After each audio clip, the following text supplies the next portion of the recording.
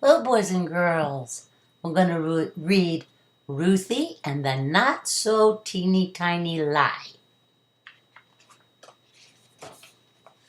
For all the wonderful teachers who help our children through their not so teeny tiny troubles.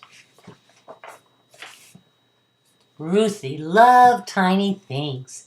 The tinier the better. Her toys were the teeniest imaginable. She had dinky dinosaurs, itty-bitty trains, ponies no bigger than your pinky, and teddy bears that were barely there. Ruthie loved finding tiny treasures too. At the beach, she searched for the smallest seashells. The flowers she picked were no bigger than fairy wings. She even had an eggshell from a hummingbird. And wherever Ruthie went, she carried some teeny thing in her pocket.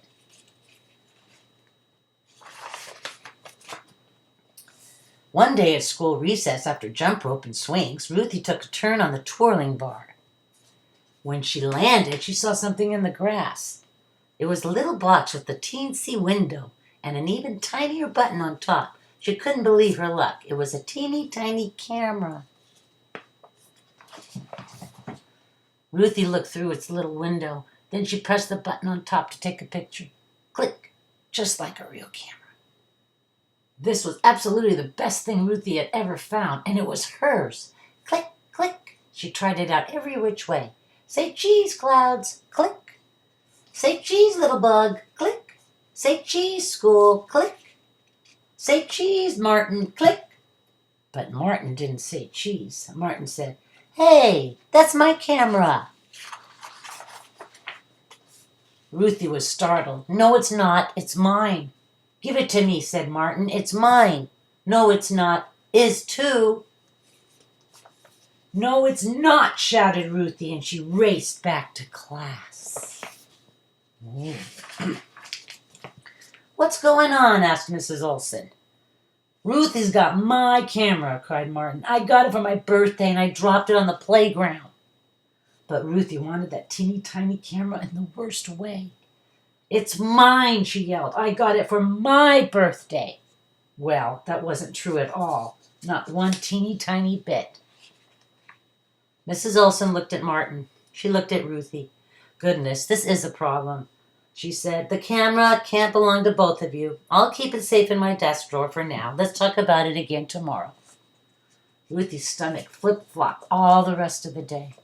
She couldn't remember the answer to 2 plus 2. When Mrs. Olson read a story, every word flew straight out the window. Dinner was macaroni and cheese, Ruthie's favorite, but she couldn't eat. Not one little bite. Aren't you feeling well? Asked Papa. I'm not hungry, she said. At bedtime, Ruthie was close to tears. What's the matter? Asked Mama. So Ruthie told Mama and Papa the whole story. What do you think went wrong? Asked Papa. I said it was my camera, cried Ruthie, but it's not. It's going to be okay, said Papa. You made a mistake, and tomorrow you can fix it. I think Mrs. Olson and Martin will understand.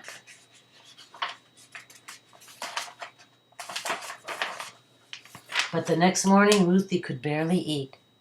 Maybe Mrs. Olson wouldn't understand. Maybe Ruthie would have to sit in timeout corner. Maybe Martin would never talk to her again.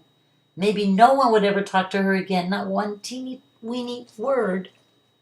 The school bell was about to ring. Ruthie took a deep breath and began the long walk to the front of the room. Mrs. Olson's desk seemed very far away.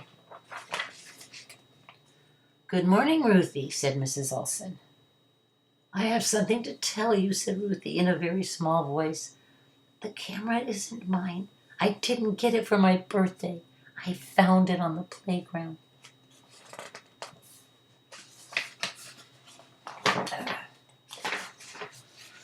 Mrs. Olson didn't make her sit in the timeout corner. She didn't even look mad. Instead, she gave Ruthie a hug and kissed the top of her head.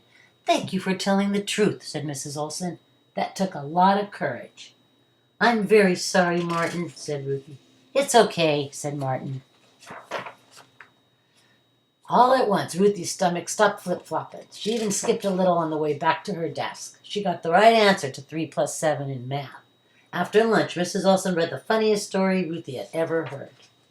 And on the short bus ride home, Ruthie realized she didn't miss the teeny tiny camera, Not one teeny tiny bit. Thank you, boys and girls. Have a great night. Bye-bye.